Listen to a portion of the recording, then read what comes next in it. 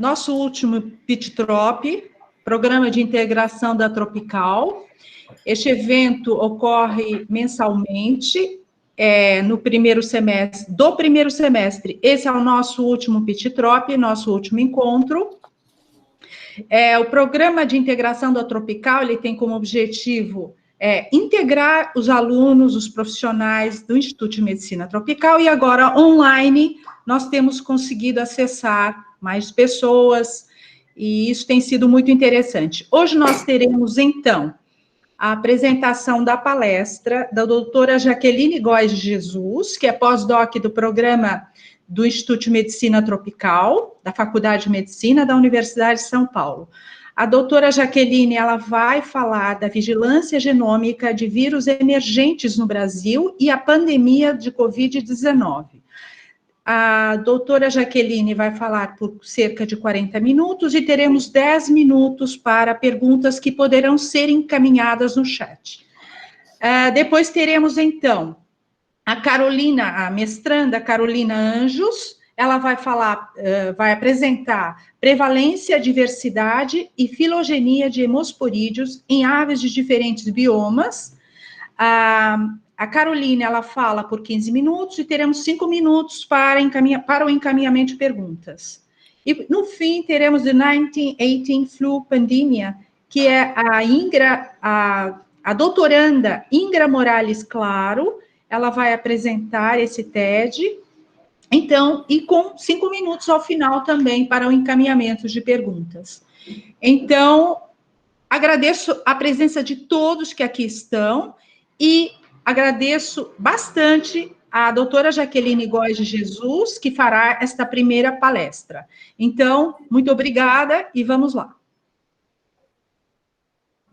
Queria só dar as boas-vindas também para a Jaqueline, agradecer o convite, o aceite, né, do convite, sim, dizer que eu estou paquerando a Jaque já desde o início do PIT-TROP para ela apresentar para a gente, mas como vocês já devem bem saber, a vida dela tem se tornado um pouco atribulada, né, dados as últimas realizações científicas do grupo dela, e ela conseguiu, com uma super boa vontade, aí, um tempo para vir apresentar para a gente, então queria mais uma vez agradecer. E deixar claro que, então, depois, como todos os PIT-TROPs, a gente tem a apresentação dos alunos, sendo que nesse semestre a gente tem a novidade de uma palestra extra, que não necessariamente tem a ver com o assunto da pós-graduação do aluno, mas um outro assunto que a gente escolhe a priori, no caso, a Lúcia escolheu o tema pandemias, e a Ingra vai apresentar um tema do interesse dela e do TED que a gente sugeriu para assistir, que foi a da gripe de 1918, tá bom?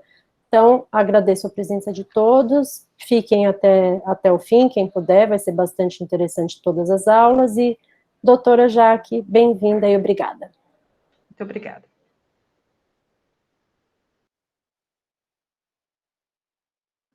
Seu microfone, Jaque. Agora? Ok. Vou compartilhar, então, a minha tela aqui com vocês.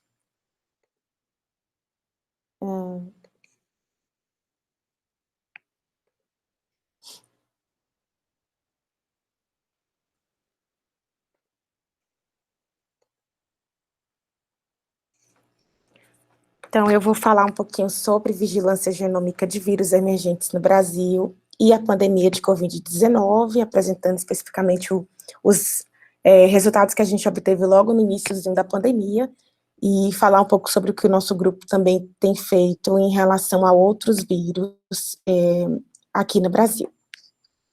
Então, eu gostaria de iniciar essa palestra, essa fala, falando um pouco sobre vírus emergentes, porque a gente fala muito sobre vírus emergentes e a gente ainda não tem muito uma ideia formada do que seria, então, um vírus emergente.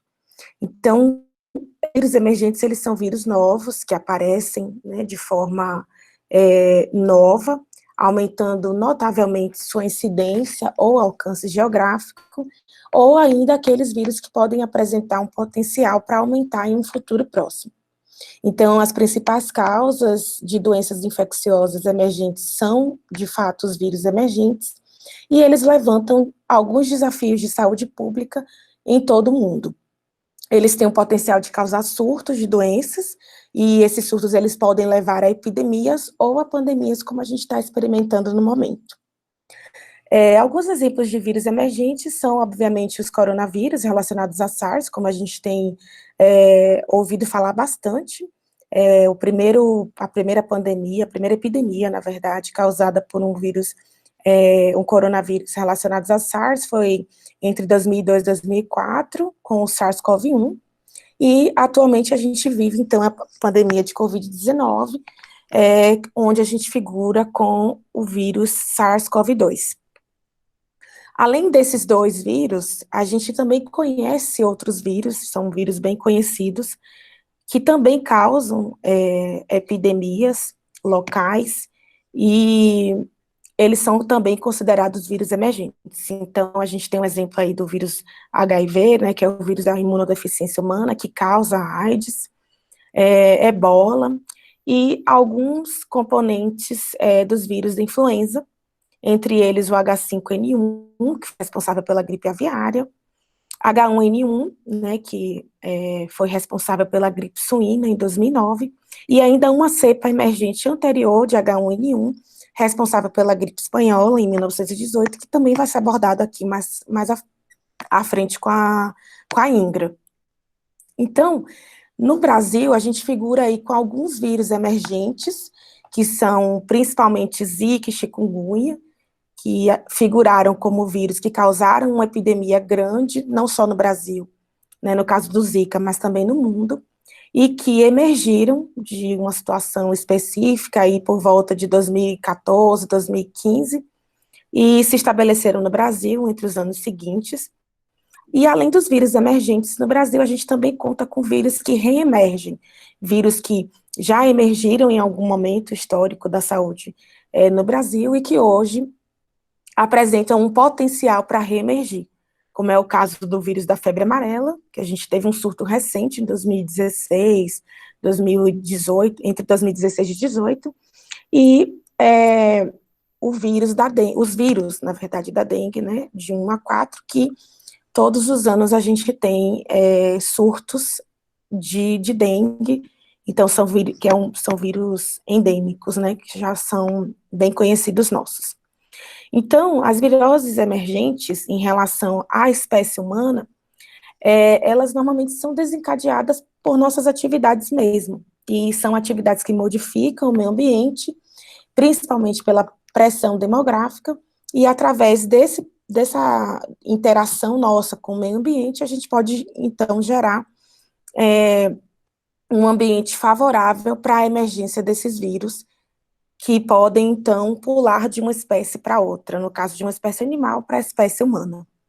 A necessidade de vetores para a transmissão também introduz fatores ecológicos com grande importância nessa discussão em relação aos países que têm clima tropical, e, além disso, mecanismos de mutação e recombinação genética favorecem esse processo de adequação à espécie humana. Os vírus de RNA são vírus conhecidos de longa data, e eles apresentam uma forma de geração de novos padrões genômicos e normalmente estão relacionados com surtos emergentes. Então, quando a gente fala de vírus emergentes, eu trago então o conceito de vigilância genômica, que seria mais ou menos monitorar os genomas de organismos que causam doenças, e aí no nosso caso a gente trabalha com os genomas virais, para compreender mecanismos de introdução, dispersão e emergência ou reemergência desses vírus, para fornecer respostas em relação à saúde pública. Então, a ideia de se fazer a vigilância genômica é monitorar os casos que estão acontecendo em determinada população e compreender qual é o padrão de dispersão ou a possibilidade da emergência ou reemergência daqueles vírus. Então, a vigilância genômica, ela atua em concomitância com a vigilância epidemiológica, uma vez que a gente trabalha em cima da vigilância epidemiológica em conjunto, para entender quais são as viroses que estão apresentando maior número de casos, e então trabalhar em cima daqueles casos para entender se existe uma possibilidade de se emergir um surto e ter implicações sérias em saúde pública. Então, a vigilância no Brasil, a vigilância genômica no Brasil, ela começou principalmente trabalhando com arbovírus, e a gente começou também o nosso trabalho de sequenciamento genético nessa metodologia que a gente utiliza no projeto Zibra, que foi um projeto que envolveu um laboratório móvel que viajou pelo Nordeste do Brasil em 2016 e visitou diversos LACENs, que são os laboratórios centrais no Brasil, passando do Rio Grande do Norte até a Bahia. Então, a gente, através de um laboratório móvel adaptado, contando com a equipe do Instituto Evandro Chagas, do Pará, aqui o grupo da doutora Esther Sabino, da Universidade de São Paulo, e também o grupo do doutor Luiz Alcântara, na Fiocruz, da Bahia. Nós viajamos, então, de Natal até Salvador, passando por Recife e também trabalhando na Fiocruz de Pernambuco, fazendo, então, o sequenciamento genético do vírus Zika, e também dentro desse processo a gente acabou sequenciando outros vírus relacionados, como o chikungunya, na tentativa de descrever a epidemia de Zika no Brasil e entender como esse vírus foi introduzido no país e como ele estava se dispersando, como ele havia se dispersado em todos os estados. Então, aqui eu trago algumas fotos, né, para representar e mostrar para vocês como que a gente fez o nosso trabalho. Então, a gente trabalhou fazendo coleta de mosquitos e também sequenciando genomas de pacientes. Vocês podem ver aqui a Ingra, que vai falar mais à frente, toda a equipe que trabalhou nesse projeto, e também mostrar para vocês como que a gente fez todo o nosso processo, né? Então, envolveu uma parte de logística importante, de deslocamento de equipamentos grandes, extratores de material genético, e o nosso micro-ônibus, que foi um micro-ônibus adaptado. O fundo dele consistia num laboratório, e a gente conseguiu fazer algumas análises, alguns experimentos dentro do laboratório, mas a gente estava sempre com uma base física, que era o Laboratório Central, ou a Fiocruz, no caso de Pernambuco. Então, essa foi a equipe que trabalhou nesse projeto, Zibra, e o início da vigilância genômica no Brasil, ele começou, então, lá em 2016, que foi também quando eu conheci o grupo da doutora Esther Sabino. Na época, eu trabalhava na Fiocruz, da Bahia, e conheci o grupo da doutora Esther Sabino. Então, nesse projeto, nós publicamos um artigo falando sobre essa transmissão, que a gente chama de transmissão críptica, que é a transmissão silenciosa do vírus na população, até que ele venha a emergir como uma epidemia, e falamos também sobre a introdução do vírus, sobre a importância de alguns lugares, por exemplo, como o Caribe, dentro desse processo de introdução do vírus que veio da África para a América.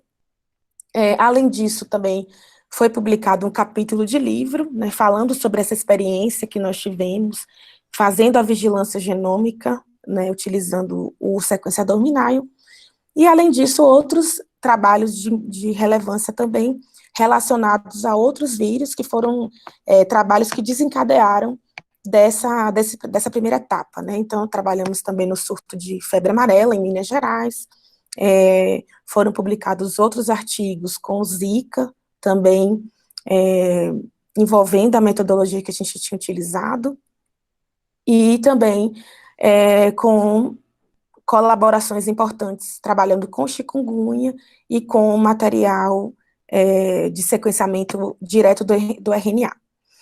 E aí a gente chega, então, no grupo que hoje é o grupo que está liderando essa vigilância genômica de arbovírus no Brasil, que é o CADE, o Centro Brasil-Reino Unido de Descoberta, Diagnóstico, Genômica e Epidemiologia de Arbovírus, que reúne equipes multidisciplinares no Brasil e no Reino Unido, e tem como objetivo traçar ou tratar de questões críticas em epidemiologia de arbovírus e saúde pública no Brasil. E aí, quando a gente fala em saúde pública, estamos falando também de outros vírus que possam trazer questões importantes a serem discutidas, como é o caso do novo coronavírus. E a base do projeto CAD, do Centro CAD, aqui no Brasil, é aqui no Instituto de Medicina Tropical da Universidade de São Paulo, e na Inglaterra, no Reino Unido, a base fica, o principal centro, na Universidade de Oxford. No entanto, a gente, por trabalhar com diversos outros centros, a gente estabelece colaborações com uma série de outros pesquisadores e de outros órgãos. Por exemplo, no Brasil, a gente trabalha com o Centro de Vigilância Epidemiológica, professor Alexandre Vranjac, aqui, né, no estado de São Paulo, também com a Superintendência de Controle de Endemias, com a Faculdade de Medicina de São José do Rio Preto, a Universidade de Birmingham, na Inglaterra, e a Escola de Higiene e Medicina Tropical de Londres, além da Universidade Federal do Rio de Janeiro. Aqui no Brasil também, a Universidade Federal de Minas Gerais. Então, a gente tem um grupo muito grande, né? Eu trouxe essa imagem aqui só para vocês terem uma noção de quantas pessoas estão envolvidas nesses projetos de vigilância genômica. No Brasil, o projeto ele é coordenado pela doutora Esther Sabino, e no Reino Unido pelo doutor Nuno Farias, mas a gente conta com o apoio de diversos outros colaboradores, como o doutor Nick Lohmann, e de vários estudantes de mestrado, doutorado, e estudantes, na verdade não estudantes, pesquisadores em nível de pós-doutorado. Bom, o CAD, além de realizar a vigilância genômica de arbovírus ou de outros vírus emergentes, ele também tem um papel no processo de transferência de conhecimento. Então, dentro da proposta do CAD, existe a vertente ou braço educacional, e essa imagem representa o primeiro workshop que foi realizado pelo CAD em dezembro de 2019. A gente ainda não vivia, nem ouvia falar da pandemia de coronavírus, e nesse workshop a gente teve um momento para transferência de conhecimento prático em laboratório de como se fazer a vigilância genômica, utilizando a técnica que a gente utiliza, né, que é o sequenciamento pela plataforma MinION da Oxford Nanopore, e além disso, a gente teve a oportunidade também, não só de aprender, como também ensinar para outros pesquisadores de 18 países diferentes como realizar as análises para que esses pesquisadores pudessem também fazer vigilância genômica em seus países de origem. Então, a vigilância genômica e a pandemia de Covid-19 estão aí com essa relação mais próxima por conta da atuação do CAD.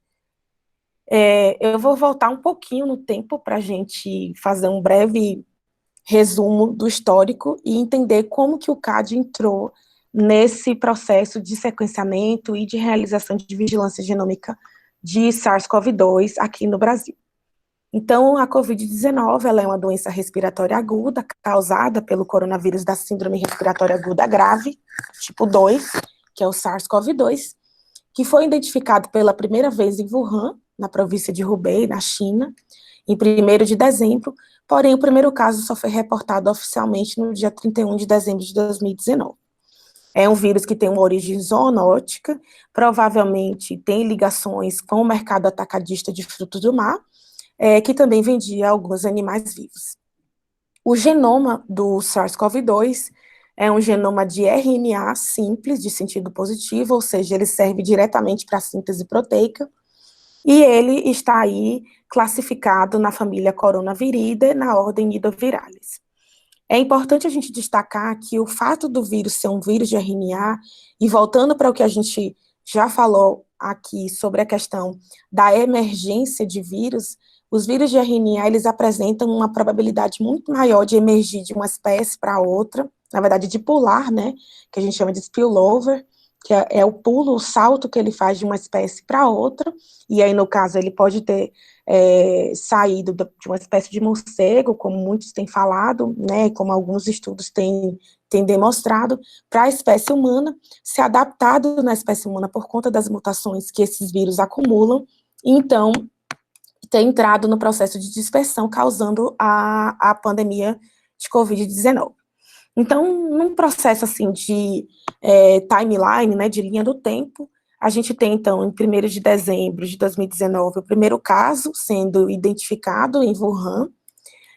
No dia 30 de dezembro, a primeira comunicação oficial do surto, e essa comunicação ela ficou restrita às instituições dentro da China, sendo que a comunicação oficial pública só foi feita no dia 31 de dezembro de 2019, e a partir daí, em janeiro de 2020, diversos casos foram detectados em países do mundo.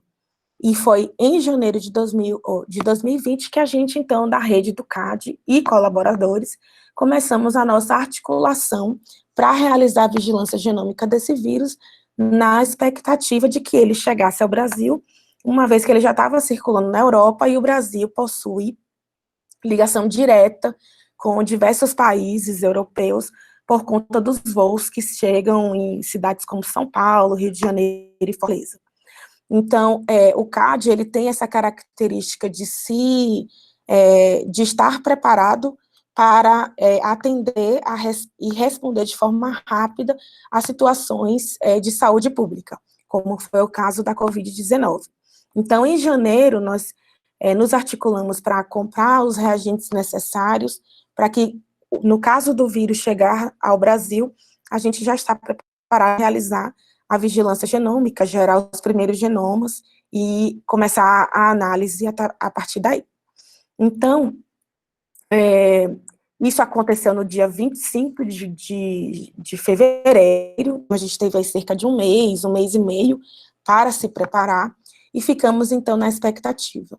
Devido a uma colaboração que a gente tinha, e tem, na verdade, ainda, com o Instituto Adolfo Lutz, realizando vigilância genômica do vírus da dengue, em 26 de fevereiro, que foi quando o primeiro caso no Brasil foi confirmado na contraprova dentro do Instituto Adolfo Lutz, nós fomos, então, convidados por essa colaboração que a gente já tinha, para participar do sequenciamento juntamente com eles, né, juntamente com o Instituto Adolfo Lutz, lá no Laboratório Estratégico, que é o laboratório que faz sequenciamento genético.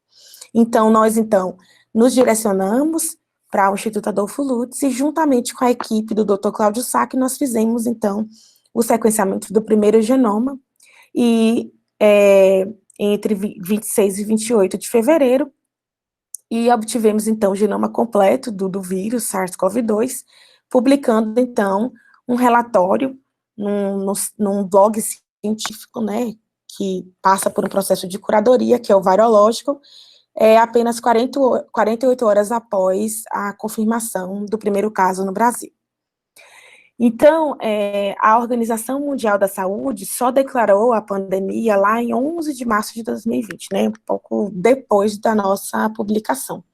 E até hoje, 26 de junho, a gente tem aí cerca de 9 milhões e um pouco mais de 600 mil casos confirmados em 188 países e territórios.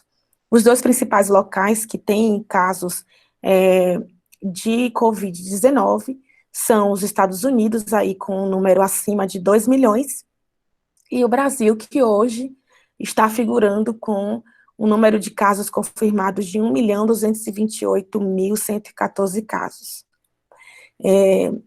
Todos esses dados são passíveis de serem acessados, né, na plataforma do GSAID, né, que tem um link para essa ferramenta da Johns Hopkins, que nos mostra, então, o total de números confirmados no mundo, os países que estão figurando pela ordem, né, decrescente de número de casos, e aí eu trago destaque aqui para o Brasil, onde a gente tem, observando a curva epidêmica, nós não chegamos ainda no pico, né, estamos ainda na fase crescente da curva epidêmica, com um total de 1.228.114 mil casos confirmados e 54 mil, caminhando já para 55 mil mortes. Então,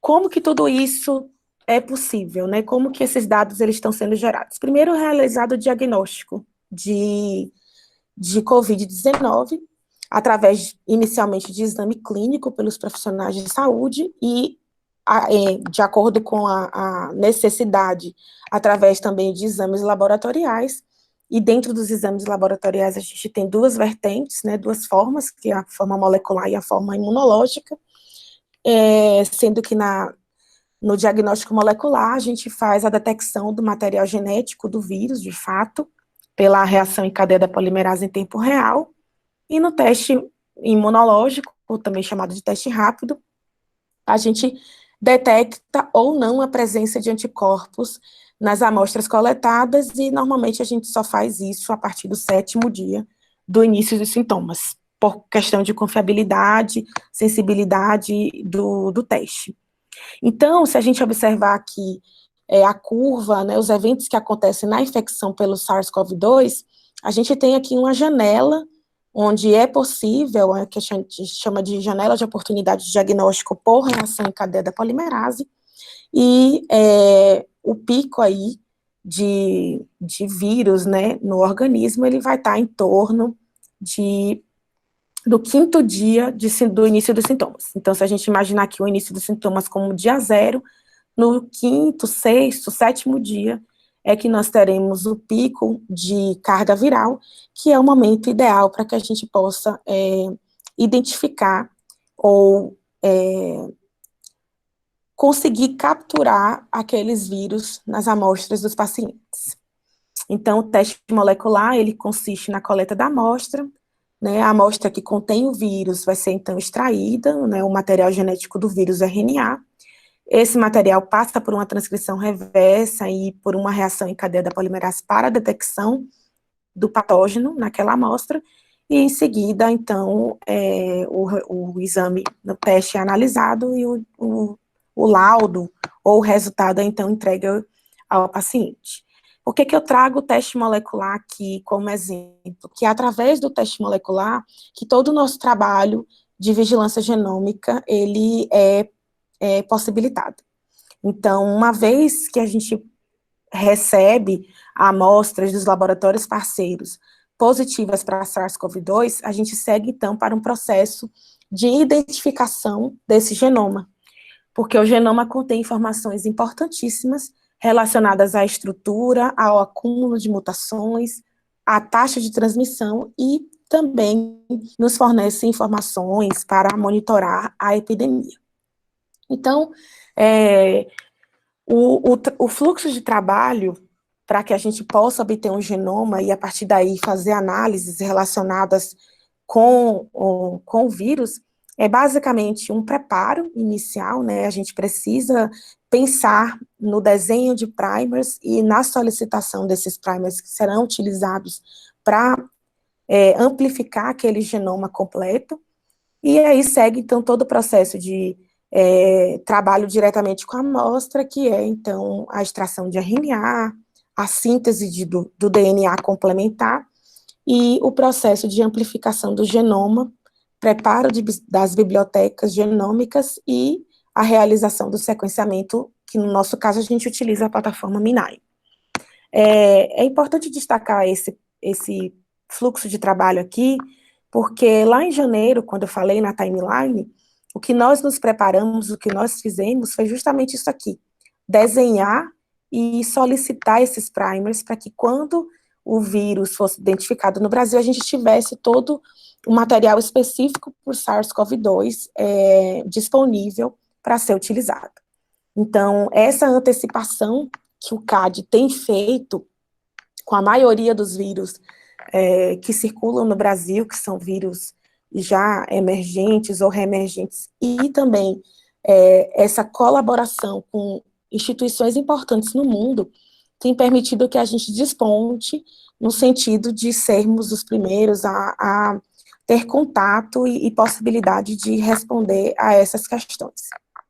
Então, só ilustrando, né, a gente recebe as amostras, elas são, então, extraídas, o RNA viral é isolado, passa pelo processo de diagnóstico, e uma vez que o diagnóstico é positivo, seguimos para a síntese do DNA complementar, amplificamos o genoma completo através de uma reação de PCR convencional, que tem todo o genoma como alvo, então a gente utiliza diversos pares de primers para realizar essa reação, para amplificar esse genoma. Em seguida, fazemos o processo de purificação, quantificação desse material genético, preparo da biblioteca e o sequenciamento em si, utilizando o sequenciador Minion. Após o sequenciamento, a gente faz, então, análise de bioinformática e análises estatísticas para trazer informações, transformar, na verdade, a informação genética em informação informação epidemiológica, informação sobre a epidemia. Então, o sequenciador, para quem ainda não conhece, é esse dispositivo portátil. Ele é bem pequeno, cabe na palma da mão, e ele trabalha através de nanoporos, que são proteínas que ficam incrustadas numa matriz, e nessa matriz passa uma corrente elétrica, que é interrompida cada vez que uma base nitrogenada da sequência atravessa o poro. Então, essas interrupções, né, de corrente elétrica geram padrões específicos para cada base, que podem, então, ser analisados e transformados novamente na base nitrogenada. Então, esse é o processo que a gente utiliza. Aqui é a imagem do software, né, aqui, esse layout, ele mostra, cada quadradinho corresponde a um poro, e as cores também identificam em que estágio aqueles poros estão. Então, tudo que a gente vê em verde aqui é o que está, de fato, sequenciando genomas, e em azul os que estão se recuperando de uma sequência anterior para uma próxima sequência. Então, utilizando essa metodologia, nós publicamos esse artigo na revista do Instituto de Medicina Tropical, que é Importação e Transmissão Local Precoce da Covid-19 no Brasil em 2020, onde a gente relata exatamente o que a gente fez no diagnóstico e sequenciamento dos primeiros casos aqui no Brasil. Então, nesse trabalho, nós apresentamos 6 pacientes que são nomeados como SPBR1 a SPBR6, e 4 desses pacientes relataram viagem de países europeus para a cidade de São Paulo. Então, como vocês podem ver aqui, que é o SPBR1, SPBR2, SPBR3 e SPBR4 relataram viagem da Europa para o Brasil, e 2 pacientes, que são SPBR5 e 6, relataram contato direto com o paciente 1, né, que quando ele chegou ao Brasil, ele realizou uma confraternização em casa, e esses 2 pacientes tiveram contato com ele e não haviam feito nenhuma viagem recente para fora do Brasil. Então, nessa árvore filogenética, o que a gente pode observar é que a representação aqui do quadrado e do círculo, ela mostra no quadrado o local de infecção, e o círculo, o local onde foi diagnosticado, onde foi reportado.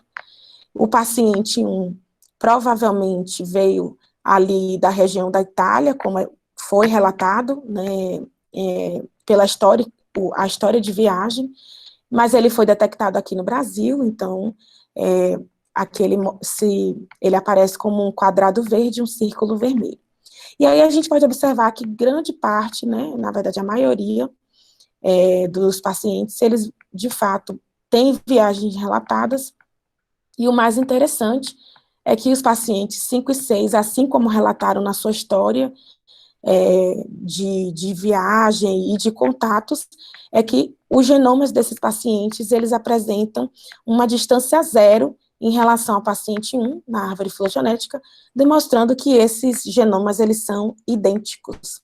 Então, os pacientes 5 e 6 tiveram contato direto com o paciente 1, no dia 22 de fevereiro, e se apresentaram positivos no dia 29 de fevereiro de 2020,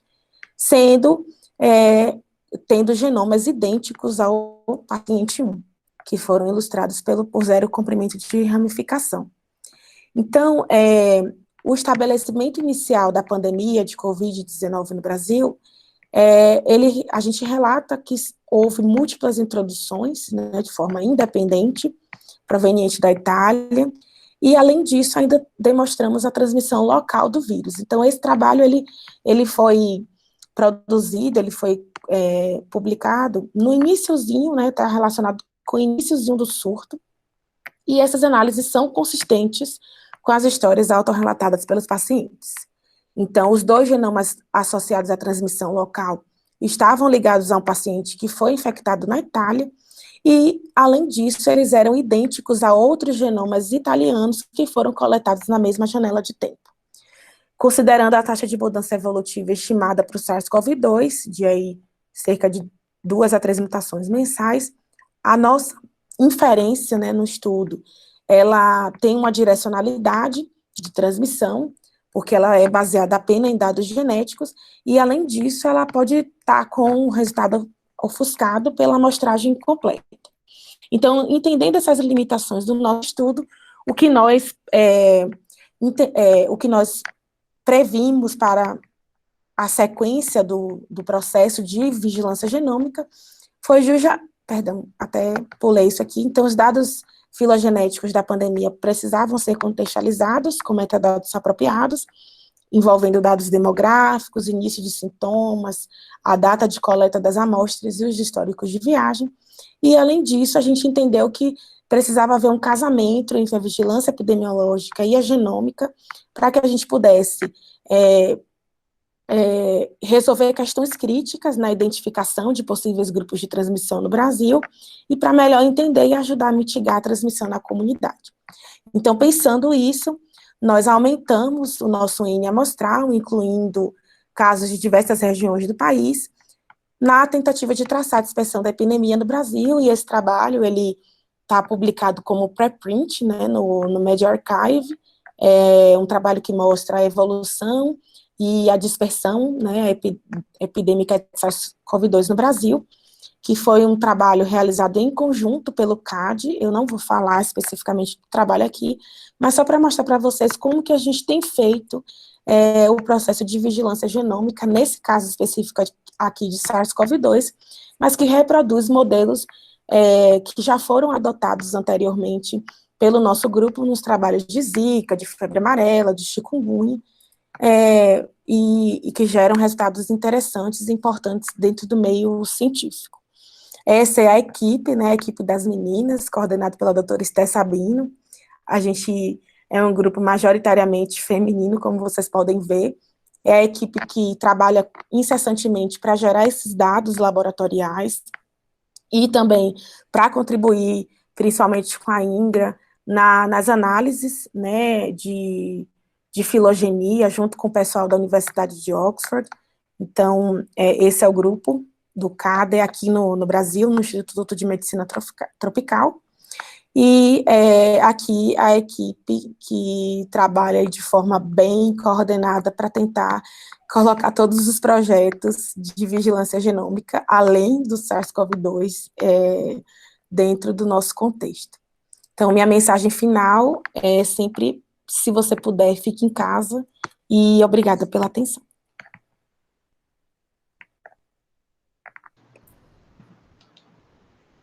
Bom, gostaríamos de agradecer, então, a apresentação da Jaqueline e solicitamos os participantes, as pessoas que estão assistindo, que se quiserem encaminhar as perguntas pelo chat, como nós dissemos anteriormente, e eu gostaria de aproveitar aqui, então, e fazer um comentário sobre o trabalho da Jaqueline na inserção na universidade. É necessário, o que nós estamos observando é que é necessário o Brasil, as universidades repensarem o aproveitamento desses talentos que muitas vezes têm sido perdidos e que, na verdade, a universidade, hoje, ela começa a revelar talentos muito importantes e, inclusive, eu gostaria de fazer uma observação sobre que isso, na verdade, acaba significando uma perda financeira para o país, a perda de talentos por direcionamentos de políticas. Essa observação eu faço nessa apresentação, porque, afinal, o significado etimológico da universidade é pensar tudo, e não somente as técnicas. E então, agora, eu gostaria de fazer uma pergunta à Jaqueline, que é a respeito do Mini-Ion. Todo o seu trabalho, ele foi desenvolvido, eu nem sei se você falou aqui agora, o trabalho foi todo realizado com o Mini-Ion? o sequenciamento dessas amostras foram... Esse mini-ion, eu me lembro que quando começaram os trabalhos no Instituto de Medicina Tropical, o mini-ion ainda estava sendo validado, não é? Agora, quando você utiliza o mini-ion, depois você acaba repetindo esses testes com os outros equipamentos de sequenciamento? Não, depois que a gente fez a primeira análise com os vírus Zika, no projeto do vírus Zika, em 2016, já foi feita uma análise comparativa com a plataforma Illumina, que era a plataforma líder de mercado, e a gente verificou que os genomas gerados pelo MinION, eles apresentavam uma cobertura tão alta quanto o Illumina e que poderiam ser utilizados em forma única, utilizando o MinION. Então, hoje a gente tem trabalhado apenas com o MinION. Dentro desse trabalho que foi publicado, os 2 primeiros pacientes foram gerados com o MinION, utilizando todo o protocolo que foi apresentado aqui. Os outros 4 genomas, né, do 4º até o 6º, né, do 3º até o 6º, eles foram gerados na plataforma do Ion Torrent, porque é o equipamento que o pessoal do Instituto Adolfo Lutz tem, e eles preferiram, então, inclusive, adaptar o nosso protocolo para utilização no Ion Torrent, na tentativa, inclusive, de padronizar o protocolo que a gente utiliza com o MinION, para que eles pudessem continuar gerando sequências no laboratório deles. Mas o segundo trabalho, que é o que foi publicado agora como preprint, ele apresenta aí cerca de mais de 400 amostras, e todas foram sequenciadas com o MinION. Ok. Eu gostaria, então, aqui tem algumas observações no chat. Camila, você quer dar continuidade aqui? Eu só gostaria de pedir mais um comentário à Jaqueline a respeito da capacidade, autossuficiência. Eu gostaria que você fizesse um comentário sobre a autossuficiência do Brasil em relação aos insumos. O que falta aí? Quais foram as dificuldades que vocês tiveram? Que eu acho que quase a maioria da área científica em desenvolvimento do Brasil, na verdade, a gente acaba sofrendo muito com a nossa falta de não sermos capazes de termos esses insumos produzidos no Brasil, o desenvolvimento da biotecnologia. Eu gostaria que você fizesse um comentário a respeito, e em seguida eu gostaria de pedir à Camila, se ela pudesse fazer as observações, por favor. Muito obrigada.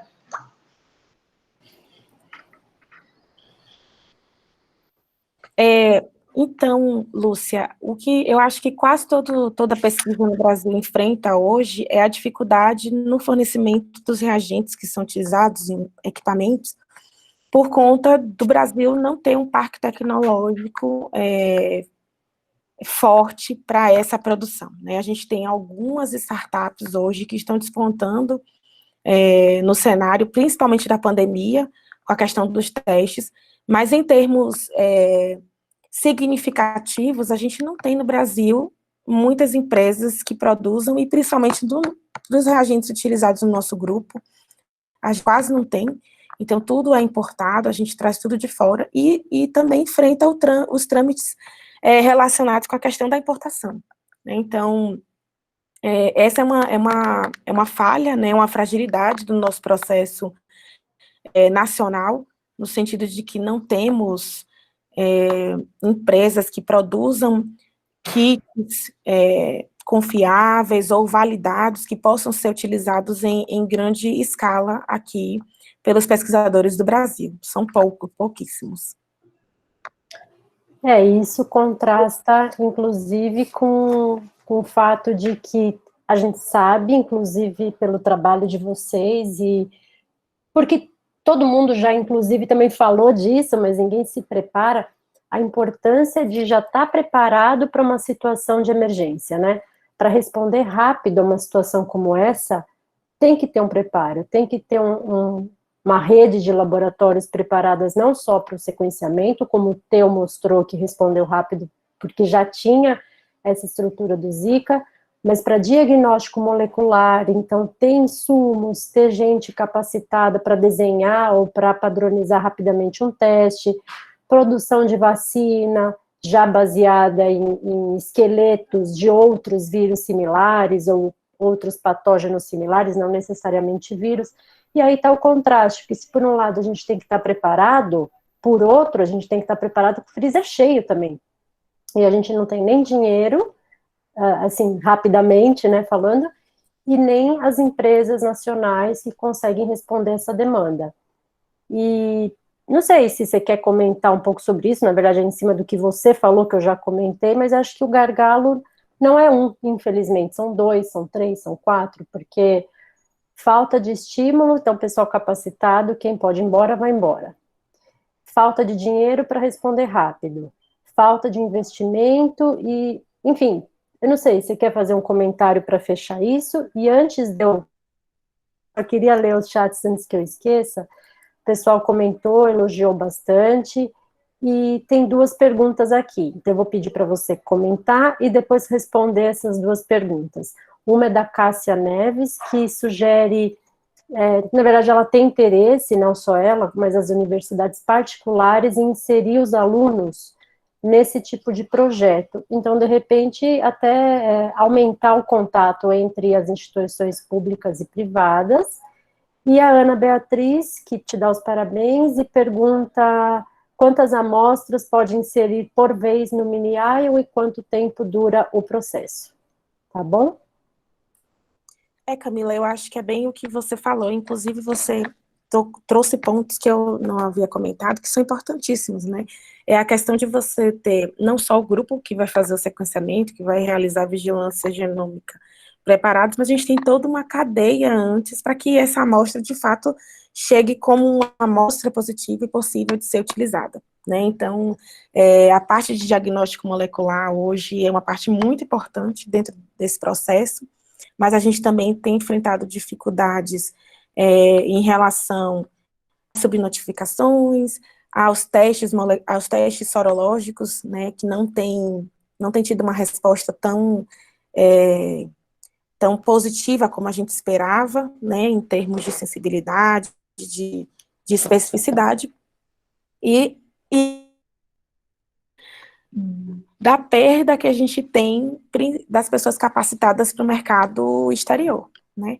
A falta de valorização no Brasil acaba fazendo com que as pessoas mais capacitadas saiam mesmo do país, porque para se viver de pesquisa, você precisa ter um incentivo, né? Não apenas financeiro, mas também a questão do reconhecimento do seu trabalho e da possibilidade de avançar com esse trabalho, que no Brasil, infelizmente, tem sido difícil, né? Agora, respondendo a pergunta da Ana Beatriz, ela pergunta quantas amostras a gente pode inserir. Hoje a gente trabalha com 2 kits, né, de barcodes, que são códigos de barras genéticos que a gente pode identificar cada paciente, com 24 amostras, mas a própria empresa, a Oxford Nanopore, já lançou um kit com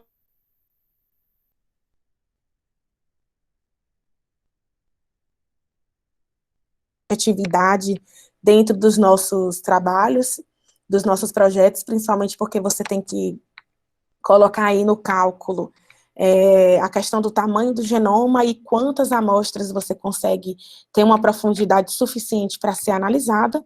Então, no momento, a gente trabalha com 24, mas existe a possibilidade de expansão para 96 amostras por corrida. E pensando em termos de tempo, do processo inicial até o final, né, de geração da sequência, eu diria aí que a gente faz isso em torno de 24 a 46 horas, né, se for uma equipe bem treinada e um fluxo de trabalho muito casado, e aí isso envolve toda uma questão de logística que está além do trabalho no laboratório. Então, eu acho que seria em torno de 24 a 36 horas, para a gente ter a sequência gerada. Certo. Mais alguém tem alguma pergunta para a Jaqueline?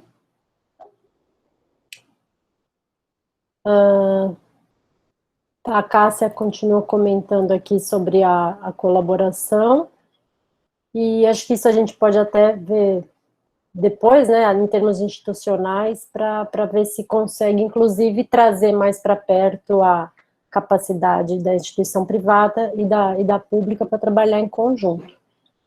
Bom, queria agradecer, então, Jaqueline, pela tua aula, pela tua apresentação. Eu não trabalhei direto com vocês nesse estudo todo, mas indiretamente eu sei das dificuldades e tudo, não só dessas dificuldades comentadas, mas até, por exemplo, que vocês passaram para padronizar esse sequenciamento no Mini-Ion, que no início não estavam com um set de primers ideal, e desenha tudo de novo, e começa tudo de novo. Foi um trabalho incansável, e é mais do que as pessoas podem ver. Elas veem o resultado, veem vocês aparecendo na mídia, dando entrevista, como se vocês fizessem isso com o pé nas costas, e não foi assim, né?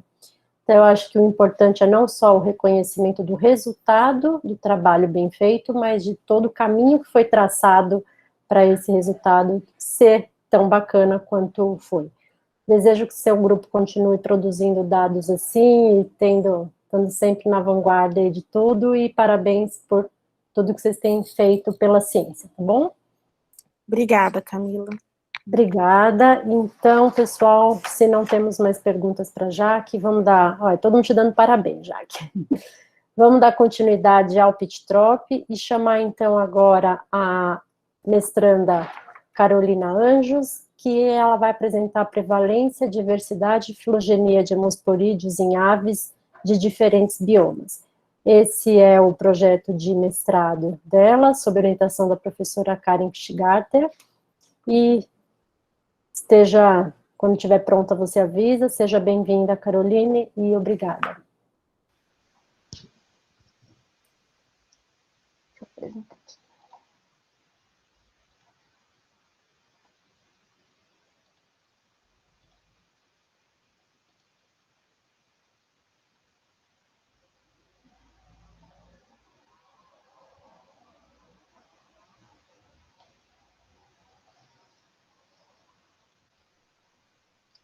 Apareceu a tela? Apareceu, né? Sim, apareceu. Só acho que é legal você colocar em modo de apresentação, que ele fica mais fácil de visualizar. Ah, é que tá um pouquinho lento aqui.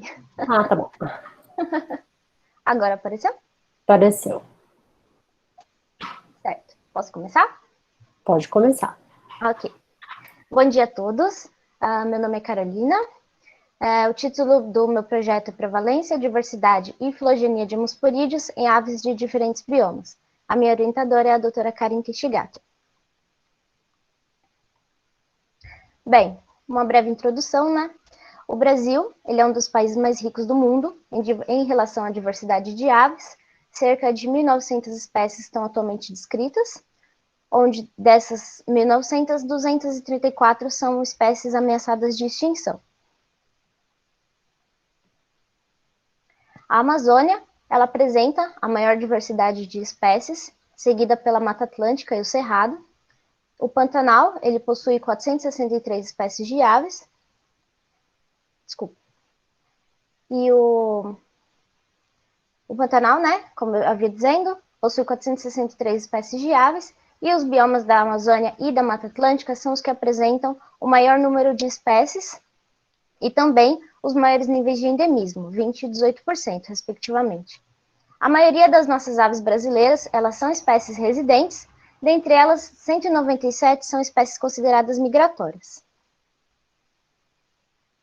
Como já sabemos, as aves elas são consideradas organismos bioindicadores, sendo caracterizados por possuírem a capacidade de responder a alterações no equilíbrio do meio ambiente, através de alterações na distribuição das espécies, disfunções comportamentais, fisiológicas e anatômicas, ou no sucesso reprodutivo, sendo ele causado por um estresse, como poluição, fragmentação ou destruição de habitats, entre outros listados, e até mesmo a presença de parasitas. O parasitismo, no geral, ele exerce uma forte influência na dinâmica e na estrutura dessas comunidades biológicas, assim como a competição e também a predação. Nas aves, os efeitos negativos do parasitismo eles podem ser observados em aspectos como a diminuição das condições clínicas das aves, que pode levar também à diminuição da capacidade de sobrevivência e reprodução, que pode até acarretar na diminuição do tamanho dessas populações, podendo até causar extinção de algumas espécies. Bem, uma breve introdução sobre a malária. Ela é uma doença infecciosa, descrita inicialmente por Laverran, em 1880. Ela é causada por protozoários hemosporídeos, que são caracterizados por serem protistas heteróxenos cosmopolitas. Isso é, eles necessitam de mais de um hospedeiro para finalizar o seu ciclo evolutivo. Ela é transmitida por dípteros hematófagos e pode infectar anfíbios, répteis, aves e também mamíferos. Nas aves, ela foi descrita inicialmente por Danilevsky em 1885. Bem, aproximadamente mais da metade da avifauna mundial ela já foi analisada para a presença de hemosporídeos, onde o gênero Homoproteus ele já foi observado em aproximadamente 50% dessas populações, e o gênero Plasmodium e Leucostosum em aproximadamente 30% dessas populações analisadas. São protozoários que apresentam uma ampla distribuição global, assim como seus vetores, e já foram descritos parasitando diversos grupos de aves em praticamente todas as regiões geográficas. Bem, nesse mapa, nós temos a distribuição dos hemosporídeos nas diferentes regiões geográficas do mundo, com ênfase na região neotropical, que é a região alvo desse estudo, onde nós podemos observar que o gênero Homoproteus ele apresenta até então descritas 28 espécies, seguida do gênero Plasmodium e também do gênero Leucostosum. O gênero Plasmodium ele é transmitido principalmente por mosquitos da família Culicidae e raramente do gênero Anopheles. Já o gênero Homoproteus ele é transmitido por moscas da família Ceratopogonidae e Hipobocide. Já o gênero Leucostosum é transmitido por moscas também da família Simulidae e também Ceratopogonidae, onde as fêmeas desses vetores hematófagos, elas são os hospedeiros definitivos no qual ocorre o ciclo sexuado da doença, enquanto as aves, elas são os hospedeiros intermediários, onde se dá o desenvolvimento assexuado do parasita tanto no sangue como em outros tecidos, como nós vamos ver à frente. Bem, uma breve explicação sobre o ciclo desse parasita. O gênero do Plasmodium e do Homoproteus, eles são similares, né, referente ao ciclo, e se iniciam com a inoculação de formas esporozoítas pelo inseto vetor, nas aves hospedeiras, no caso. Esses esporozoítos irão migrar para células endoteliais, parasitando essas células. Nas células endoteliais irão realizar inúmeras replicações. Em seguida, com o rompimento dessas células endoteliais, dará origem a merozoítos, que podem migrar para outros tecidos, realizando também outros ciclos de replicações, onde somente no gênero Plasmodium podemos observar esses merozoítos infectando eritrócitos, em seguida se diferenciando em trofozoítos e esquizontes, e com o rompimento dessas células esquizontes, também dará origem a outros merozoítos, que poderão migrar para a corrente sanguínea, parasitando eritrócitos, em seguida se diferenciando em gametócitos sexuais, estando disponíveis na corrente sanguínea, onde um próximo vetor, por meio do repasso sanguíneo, ele vai dar continuidade ao ciclo evolutivo do parasita e também poderá dar continuidade ao quadro infeccioso da doença num próximo hospedeiro, no caso a ave. Já o ciclo do gênero Leucostosum, ele é similar aos outros dois, porém tem algumas peculiaridades. E também se inicia com a inoculação das formas esporozoítas pelo inseto vetor, porém esses esporozoítos irão migrar para o fígado dessa ave, parasitando os hepatócitos. Também irá realizar ciclos de replicação e, com o rompimento dessas células hepáticas, dará origem tanto a merozoítos como a sincícios. Os merozoítos resultantes, eles poderão migrar para a corrente sanguínea, parasitando os eritrócitos e, em seguida, se diferenciando em gametócitos sexuais, estando disponíveis na corrente sanguínea. Já os sincícios, eles irão migrar para os tecidos, parasitando as células endoteliais, ali realizando também ciclos de replicação, que com o rompimento dessas células, poderá dar origem também a merozoítos, que poderão migrar novamente para hepatócitos e também poderão migrar novamente para a corrente sanguínea. Porém, com a diferença que esses merozoítos irão parasitar os leucócitos. Em seguida, se diferenciando também em gametócitos sexuais, e ambos esses gametócitos estarão disponíveis na corrente sanguínea, assim como os outros dois gêneros. Quando o mosquito vetor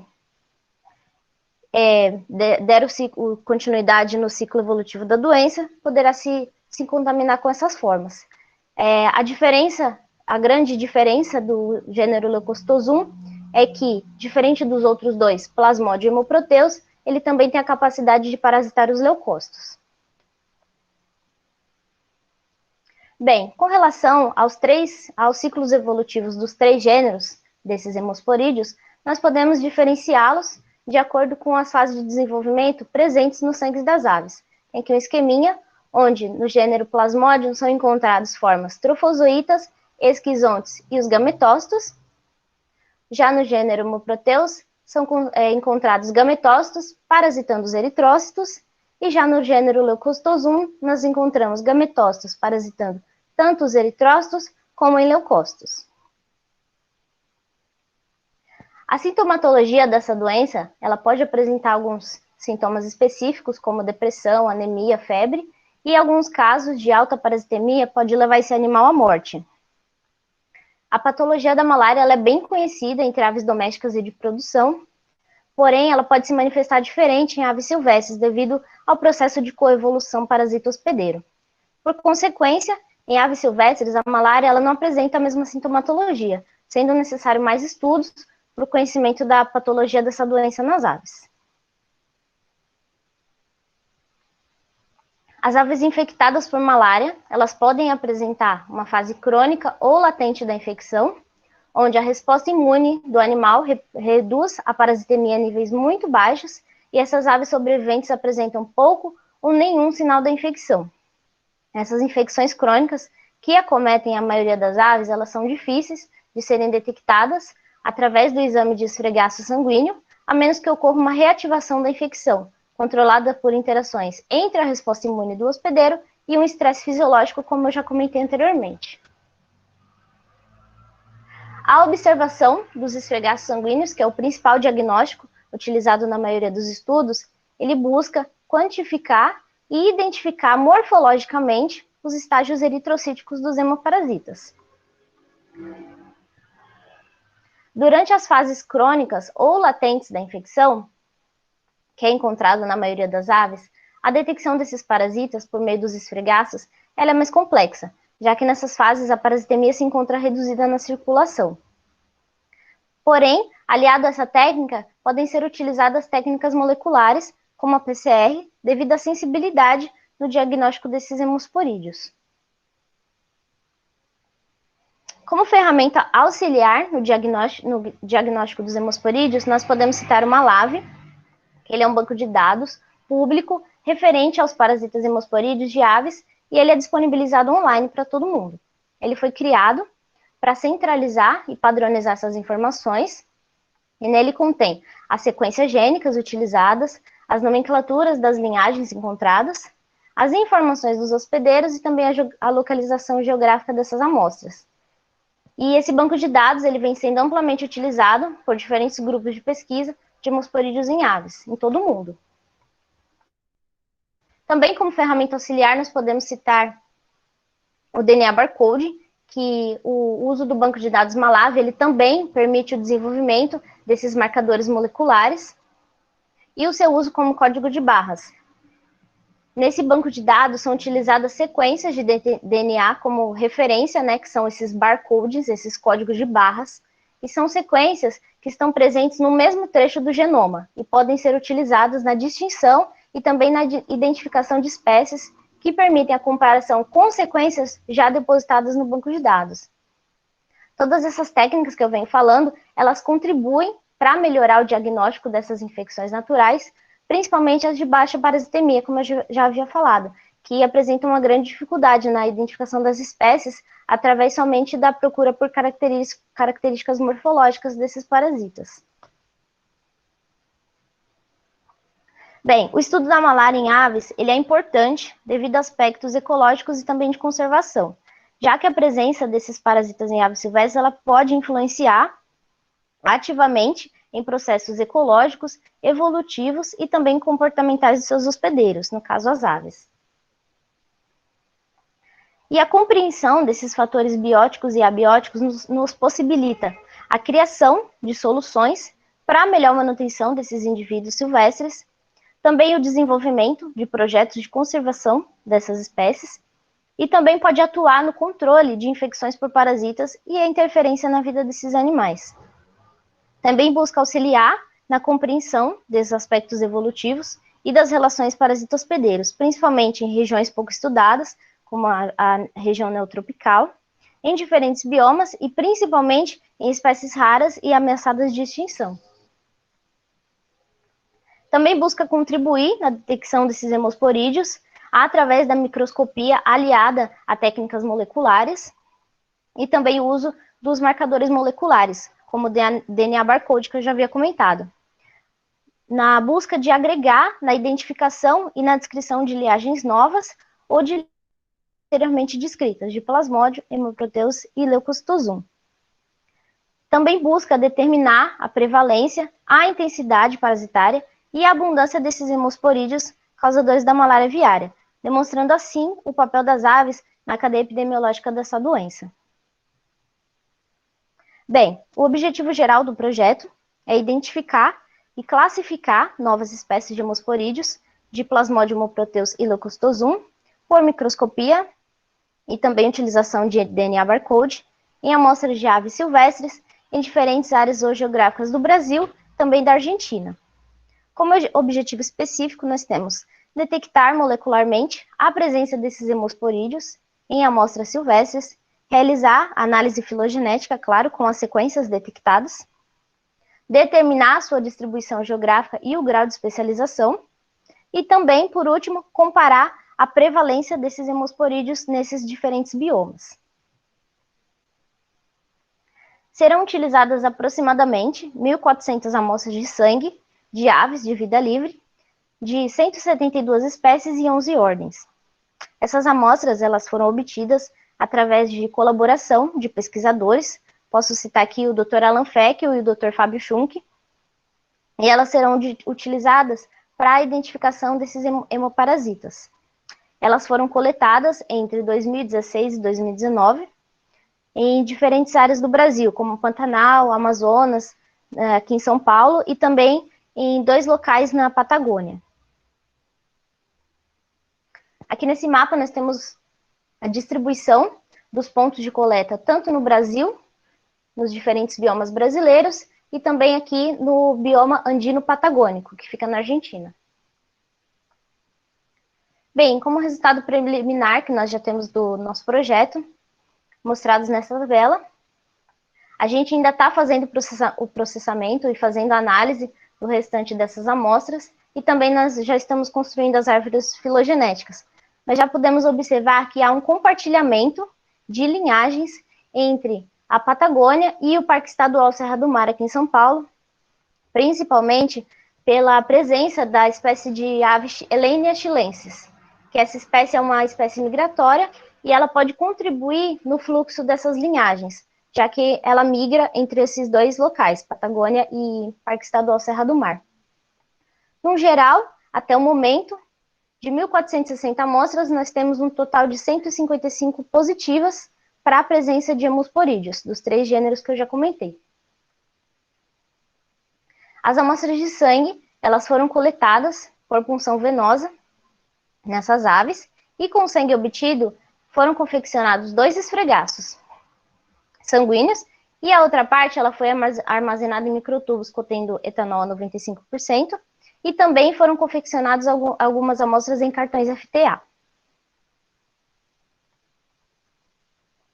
As lâminas contendo os esfregaços sanguíneos, elas foram coradas com guinça, e elas serão observadas no aumento de 100 vezes com auxílio do óleo de imersão para verificar a presença de homosporídeos, como mostrado aqui nas imagens.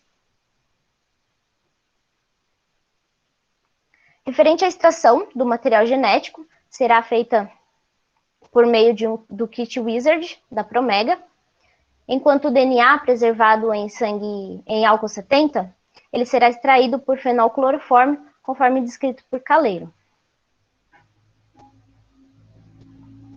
Será feita uma PCR para amplificação do gene CITB do hospedeiro para garantir a qualidade e a viabilidade desse DNA, utilizando os primers como descrito por Kocher. Também será feita uma PCR para amplificação do gene CITB do parasita, utilizando os primers como descrito por Helgren. E em seguida será realizado o protocolo de nested PCR, utilizando os primers específicos tanto para o gênero Plasmodium e Hemoproteus, quanto os primers específicos para o gênero Leucocitosum. Bem, as espécies, elas são determinadas pela semelhança com as sequências já depositadas nos bancos de dados como o GenBank e o Malavi, como eu já havia comentado. E todas as reações utilizadas, elas serão realizadas usando tanto controles positivos como controle negativo. Com o produto da PCR, será realizada uma reação de sequenciamento de ambas as fitas, utilizando e eles serão posteriormente analisados em equipamento ABI disponível no IMT. Com as linhagens encontradas, elas serão alinhadas com as sequências do GenBank e do Malavi, utilizando o BLAST, e as árvores geradas, elas serão implementadas conforme inferência bayesiana e, em seguida, implementadas em MrBayes. As linhagens observadas encontradas que não estiverem presentes em ambos os bancos de dados, elas serão consideradas novas e serão, em seguida, depositadas nesses bancos. O projeto ele possui autorizações do CISBio do IBAMA, através das colaborações, e ele foi aprovado também pela Comissão de Ética no Uso de Animais do Instituto de Medicina Tropical da USP. Bem, é isso. Muito obrigada pela atenção.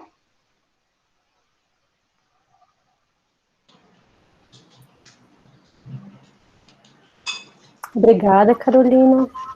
Alguém tem alguma pergunta para a Carolina?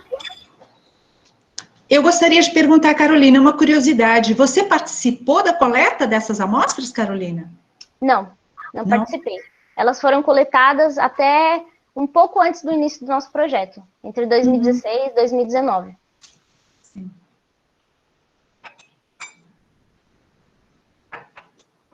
Tenho uma pergunta para você. Primeiro, você falou que investiga por similaridade no banco do Malavi, né?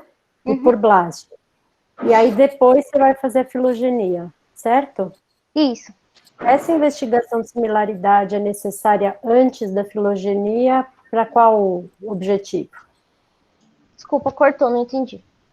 Por que você não vai direto para a filogenia e sim você investiga antes no Malavi, que é só uma investigação de similaridade? Por que vocês usam os dois métodos? Essa é a minha pergunta. Para manter uma veracidade nos resultados. A gente faz análise das sequências, primeiro e investiga se essas sequências elas são realmente desses 3 gêneros, e em seguida a gente faz a filogenia. A gente faz a comparação. Entendi. Para primeiro você saber de que gênero que ela tá incluída, né? Para você poder incluir na filogenia correta, porque não dá para misturar tudo, tá certo. Entendi. Quanto tempo você ainda tem para terminar? 4 minutos. Oi? Quanto deu? Não, quanto tempo de mestrado você ainda tem? A gente vai qualificar agora no final de agosto para setembro, e tem ainda o ano que vem todo, até agosto. Então tem bastante tempo, você consegue terminar isso aí, né? Legal. Obrigada, Carolina. Mais alguém tem alguma pergunta? Tem uns chats aqui. Olha, uma pergunta da Carolina. Vocês encontraram alguma amostra positiva para leucocitosum? Sim, encontramos. A quantidade muito menor comparada com os outros 2 gêneros, mas a gente já encontrou algumas amostras positivas sim, para leucostosum. Certo. Mais alguma? Carolina, está satisfeita com a pergunta, com a resposta? Essas amostras são brasileiras? As positivas, eu imagino. A gente conseguiu encontrar leucostosum principalmente naquela espécie que eu comentei, que é de Ehlenia chilensis, e a gente está investigando ainda, não posso dizer com certeza, mas a relação entre essas linhagens, por ela ser uma espécie migrante. Então, a gente considera que é a espécie da Patagônia e também do Parque Estadual Serra do Mar. Tá. Como é migratória, não tem exatamente como saber aonde que ela contraiu, né? Talvez as análises depois até surgiram mais, assim, a presença em um lugar a mais ou no outro. A turma está te dando parabéns aqui no chat, tá bom? Todo mundo Obrigada. gostou muito, excelente trabalho, parabéns, parabéns, parabéns. E, bom, então vamos encerrar a apresentação da Carolina e chamar agora a Ingra Morales, que vai apresentar uma aula sobre a gripe espanhola, epidemia de 1918. Ingra, você já está aí? Está preparada? Oi, bom dia. Tá sim, só vou pôr a aula aqui, só um minutinho. Tá, ok. Vou desligar meu microfone, então, para não atrapalhar, e a hora que você estiver pronta, você já pode começar, tá bom? Tá bom.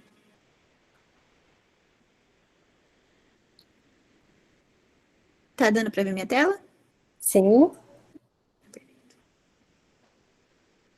Isso aí. Então vamos lá. Bom dia, meu nome é Ingra, eu sou aluna de doutorado da professora Esther Sabino, pela Faculdade de Medicina da USP, e hoje eu vou apresentar o tema do TED desse mês, que é sobre lições sobre a epidemia de 1918. A gripe de 1918 foi responsável pela pandemia mais grave da história. Ela foi causada por um vírus H1N1 com genes de origem aviária, mas por muito tempo pensavam que era de origem bacteriana, a bactéria que hoje chamamos de Haemophilus influenza. Embora não exista um consenso universal sobre a origem desse vírus, ele se espalhou pelo mundo durante 1918 e 1919. Nesse período, não havia padrões uniformes de higiene, vacina, antibióticos contra infecções bacterianas secundárias, quarentena para contenção, fechamento de escolas e empresas. Apenas em alguns casos, essas ações foram adotadas. Cada cidade, estado e país faziam suas próprias coisas e tomavam suas próprias decisões durante a epidemia, e as regras dos sistemas e crenças eram muito díspares. Então, a epidemia circulou 3 vezes em 18 meses. Aqui a gente pode ver que a primeira onda em preto, a segunda onda em vermelho e a terceira onda em verde. A primeira onda, ela varreu a maioria das regiões do mundo. Foi espalhada inicialmente por movimentos de tropas durante a Primeira Guerra Mundial.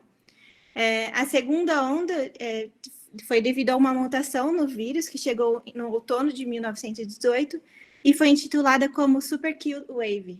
Era muito mais grave. Na primeira onda, eles tinham trabalhadores de saúde suficientes, mas já na segunda, por ser um vírus ainda mais letal e com período de incubação bem curto, em torno de 2 a 3 dias, eles perderam a maioria dos médicos e enfermeiras que estavam na linha de frente. E ainda, por último, ainda veio a terceira onda. Devido a essas 3 ondas e todos os fatores falados anteriormente, a mortalidade por esse vírus foi altíssima. Sem saber realmente o porquê, o vírus era 100% letal para mulheres grávidas e seus fetos. A estimativa baixa de 35 milhões de mortes com base nos dados da Europa e da América do Norte. Mais recentemente, um novo estudo publicado pela Universidade de Harvard mostrou que, a partir dos bancos de dados mantidos pelos britânicos na Índia, houve uma mortalidade 31 vezes maior entre os indianos. Portanto, existe uma crença de que em locais mais pobres o número de mortos era muito maior. E que o número mais provável de mortes nessa epidemia foi cerca de 80 a 100 milhões de mortes. E cerca de 500 milhões, ou 1/3 da população mundial, infectada por esse vírus. E isso tudo aconteceu antes da gente ter viagens aéreas comerciais, e mesmo assim teve uma distribuição devastadora. Desde então, as epidemias subsequentes foram menos graves, causaram taxas de mortalidade consideravelmente mais baixas do que a epidemia de 1918. Por exemplo, a epidemia H2N2 de 1957 e a pandemia H3N2 de 1968, elas resultaram em aproximadamente 1 milhão de mortes globais, enquanto que a H1N1 em 2009 resultou em menos de 0,3 milhão de mortes em seu primeiro ano. Isso porque, conforme o tempo, a gente teve avanços consideráveis feitos nas áreas de tecnologia de saúde, vigilância de doenças, assistência médica, medicamentos e drogas, vacinas e planejamento de pandemia. No entanto, a pergunta é, por que precisamos nos preocupar com uma ameaça de pandemia? Com o que estamos preocupados? Essa pergunta é bastante óbvia agora, no cenário que estamos vivendo, que é bem grave, mas até o ano passado a gente estaria pensando exatamente desse jeito, porque a gente pensa que a gente está bem evoluído na parte médica, mas a gente está vendo agora que não é bem assim. Então, no documentário desse TED, foi exatamente essa pergunta que eles pensaram no momento. Com a globalização, o número de viagens aumentou, tornou-se necessário que todos estivessem em todos os lugares o tempo todo, em todo o mundo. E isso significa que organismos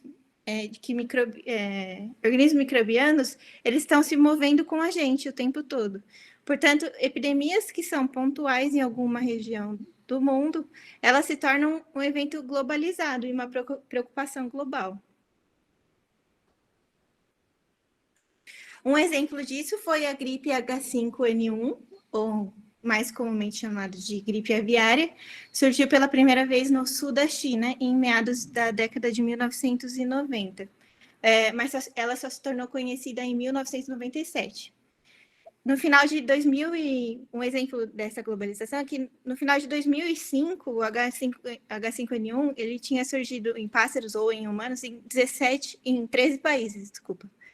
Já em dezembro de 2006, o vírus já havia surgido em 55 países no mundo. E esse vírus também era bastante preocupante na época. Em aves domésticas, especialmente em galinhas, esse vírus era 100% letal. Nas pessoas, 55% dos jovens adultos infectados foram mortos, e a morte era ocasionada principalmente pela própria reação do sistema imunológico de cada pessoa. A transmissão era ocasionada pela ingestão de alimentos crus dos animais infectados. Também foram encontradas transmissões através de gatos selvagens, cães domésticos, roedores e furões.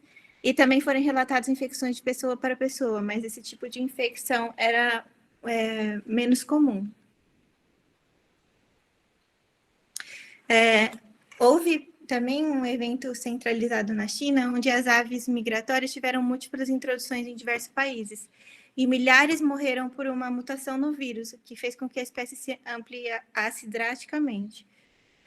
Na época, eles tinham que lidar com essa gripe matando milhares e milhares de galinhas, o que também foi um fardo economicamente falando, além da grande preocupação da saúde mundial.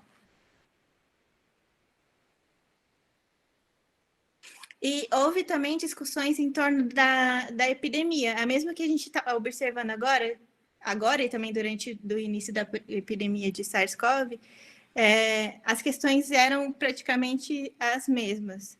Em nenhum momento da história a gente conseguiu fabricar de uma maneira específica uma vacina específica para milhões de pessoas de uma maneira muito rápida.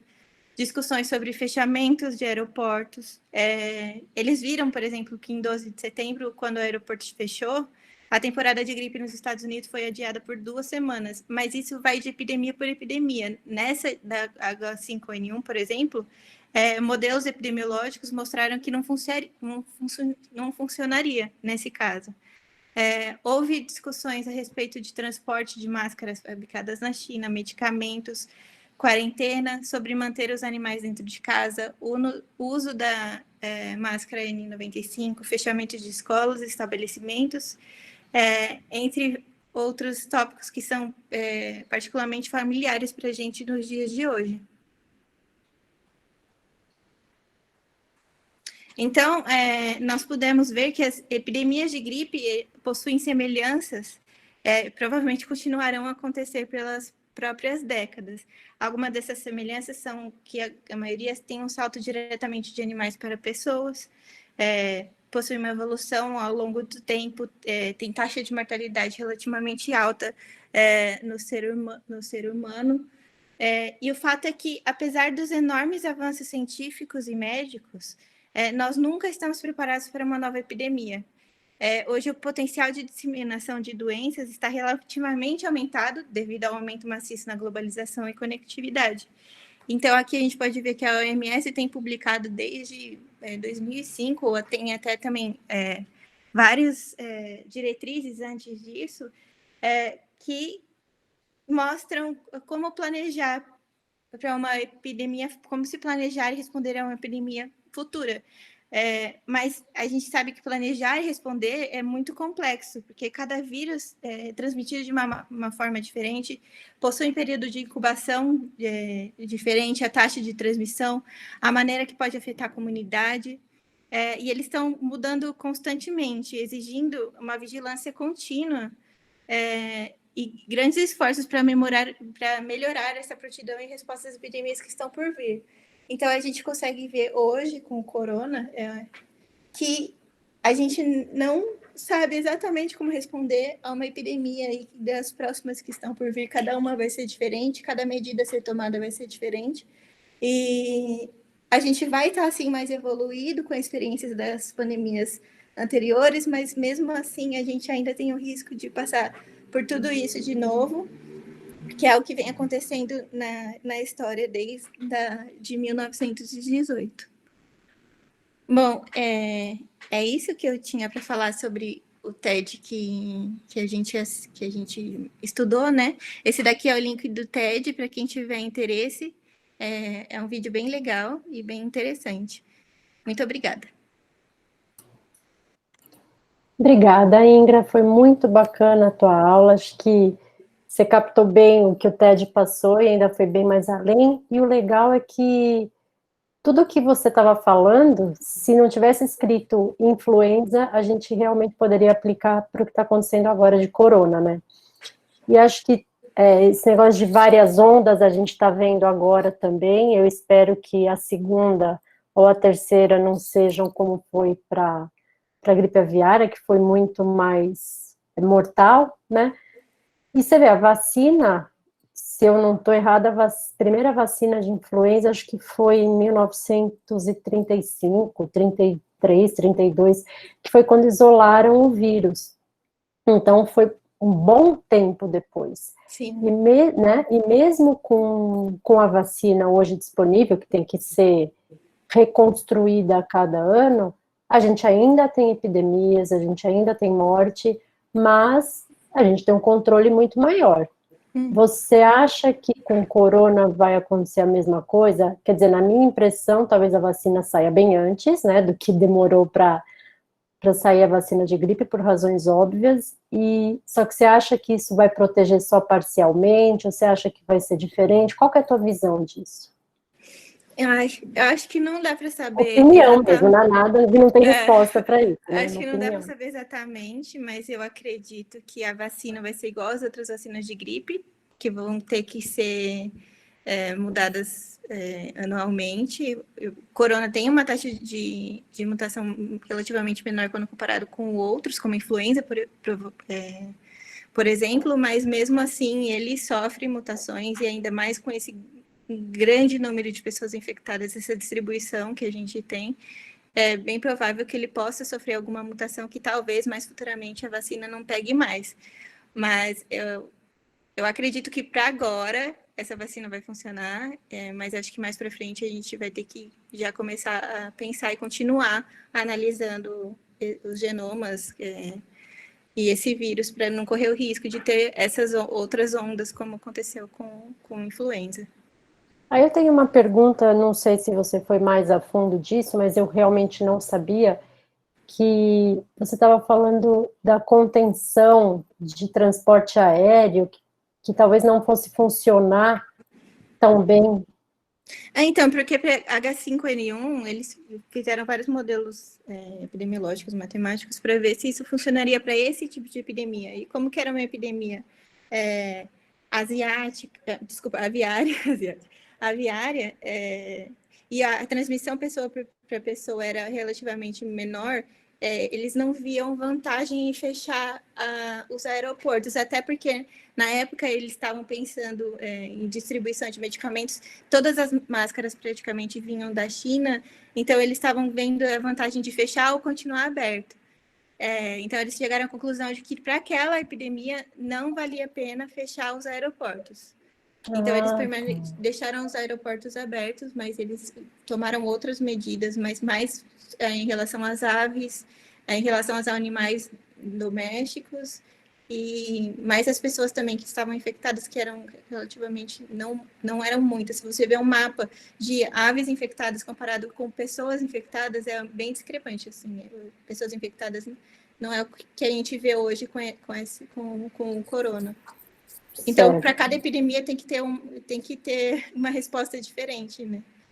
Que nem você falou, o modo de transmissão é tudo, porque você vê para o Ebola. O Ebola é um vírus super também mortal, tem uma alta taxa de contágio, mas ele tem ficado restrito, não tem causado pandemias como os vírus respiratórios, né? Uhum. E acredito que medidas de segurança lá na África não sejam talvez as mais rápidas e efetivas, e mesmo assim, o que se faz acaba conseguindo conter o vírus. Então, para nossa sorte ou azar, não sei nem como chamar isso, o que a gente tem como não contido são vírus respiratórios, né, fundamentalmente, não tem outro tipo de vírus agora espalhando dessa forma tão rápida. Claro, tirando HIV, hepatite, enfim, mas esses vírus mais mortais a gente não tem, a curto prazo, pelo menos, a gente ainda não tem. Vamos ver até quando. Mais alguma pergunta, gente? O que vocês têm aí para comentar? Eu gostaria de fazer uma observação, parabenizar a Ingra pela apresentação e fazer um comentário, que eu assisti outro dia um TED do CDC, em que eles faziam uma observação em 2018, sobre as possíveis pandemias e a necessidade de respiradores. Eu não sei, a Ingra deve ter visto isso. Eles já previam a necessidade a possibilidade de uma pandemia em vista, e o que eles observaram, o que seria necessário em relação a uma pandemia que afetasse a parte respiratória, a necessidade de respiradores. Quer dizer, tudo isso foi pensado, na verdade. Já havia sido pensado. Mas voltamos, então, àquela questão, né? Esses homens que comandam o mundo, eles precisam entender a importância daqueles que fazem ciência, não é, Ingra? Faça um comentário a respeito. Sim, eu acho que isso de prever é mais de experiência das epidemias anteriores, né? Nessa, por exemplo, os respiradores eram importantes, porque tem algumas que têm sintomologia diferente, mas a grande maioria são sintomas respiratórios de gripe, e que os respiradores são essenciais para melhorar a saúde do paciente, né? Então, eu acho que isso de previsão para o futuro, eu acho que na verdade, não é uma previsão, é mais experiências de epidemias anteriores, e que a gente sabe que novos vírus sempre vão aparecer, tanto de mutação entre os próprios humanos, e também, principalmente, dos animais, esse salto dos animais para os humanos. Eu acho que é isso.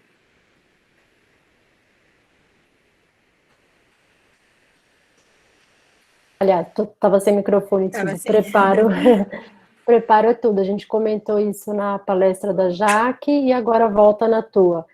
E assim, a gente sempre fala já, muitos outros TEDs que a gente assistiu, tem gente falando de estar preparado para uma próxima epidemia, tal, é muito importante, mas o custo que isso envolve e a sensação de estar dando um tiro no escuro, eu acho que é o que impede também as grandes potências de se manterem preparadas.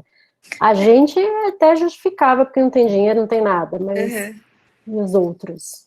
Mas pensando, é muito difícil estar preparado, né, para uma nova epidemia. É um vírus totalmente diferente, é tudo novo, teste molecular novo, sorológico novo, vacina nova, medicamento novo. E são coisas que não são muito rápidas, né, de conseguir. Os testes até que agora estão bem rápidos comparados com antigamente, mas vacina, a gente está vendo agora, e medicamentos não são rápidos. Então, com essa globalização é muito difícil, ainda mais hoje em dia, conter essa dispersão. Então, eu acho que a gente está muito evoluído nas outras partes, mas em relação à globalização acaba também piorando. Então, dá para saber na próxima como que vai ser. Eu acho que sempre vai ser uma grande preocupação e vai acontecer tudo de novo. Talvez comece a ficar mais rápido, mas mesmo assim é um ciclo, né? Eu gostaria de comentar, na verdade, nós tínhamos grupos desenvolvendo vacinas e projetos que foram interrompidos, não é? Se esses grupos tivessem desenvolvido essas vacinas, esses projetos que foram interrompidos no início do século XXI, com o MERS, com o SARS, já tínhamos grupos desenvolvendo vacinas, foi que eu li, e que esses grupos interromperam seus projetos porque não havia mais um interesse econômico. Até perderam, houve pessoas que aplicaram dinheiro nessas ações dessas empresas, e aí não havia mais um interesse econômico e pararam o desenvolvimento desses projetos que teriam sido, se tivessem sido desenvolvidos, eles teriam uma utilidade agora para aceleração da vacina para esse atual vírus, não é? Na verdade, que a gente está vendo a necessidade de vigilância, não é? Constante. Sim. Porque eles estão aí. Vigilância é o mais importante, né? Quanto mais cedo você identificar, mais você consegue conter essa dispersão, né? E a necessidade de se observar projetos que iniciaram e se perderam por conta de houve um grupo que achou que não havia mais necessidade de se desenvolver esse projeto, porque economicamente não fazia sentido. Eu não sei se vocês leram a respeito.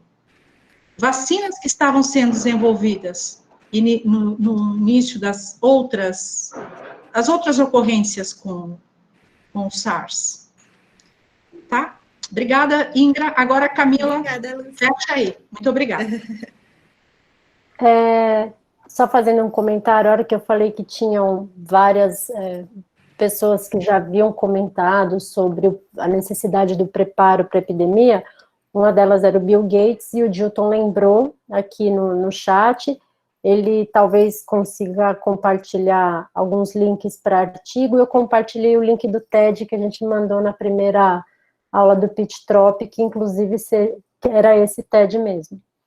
Então, a discussão continua aqui no chat. Se o Dilton conseguir postar alguma coisa ainda antes da gente encerrar, a gente pega. Se não, manda para o Almir, e aí ele manda para a turma que participou, tá, do Pitch Trop, porque acho que o pessoal agora vai começar a desconectar.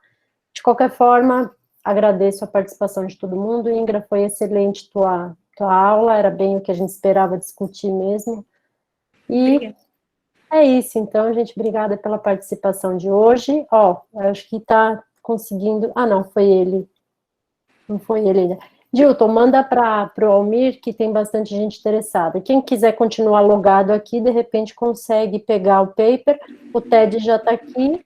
E agora, então, a gente volta no semestre que vem com o Pitch Trop. Agradeço a participação de todos nesses Pitch Trops que a gente fez aberto. Peço desculpa por não ter feito desde o início, mas foi uma questão de logística, até culpa minha, que demorei para me ambientalizar aqui com essas aulas online, e a característica do Pitch Trop, que sempre foi a apresentação de aluno.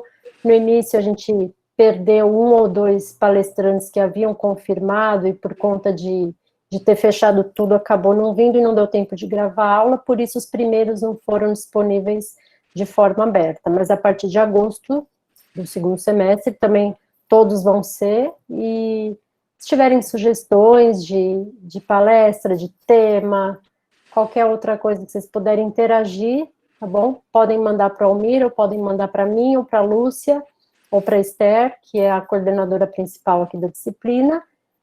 E agradecer aos alunos que não só apresentaram o seu projeto de pós-graduação, mas todos eles apresentaram um tema além do seu projeto, todos eles apresentaram muito bem e trouxeram muita informação para a gente. E aos palestrantes também, tá bom? Obrigada, gente, um abraço, e é isso aí.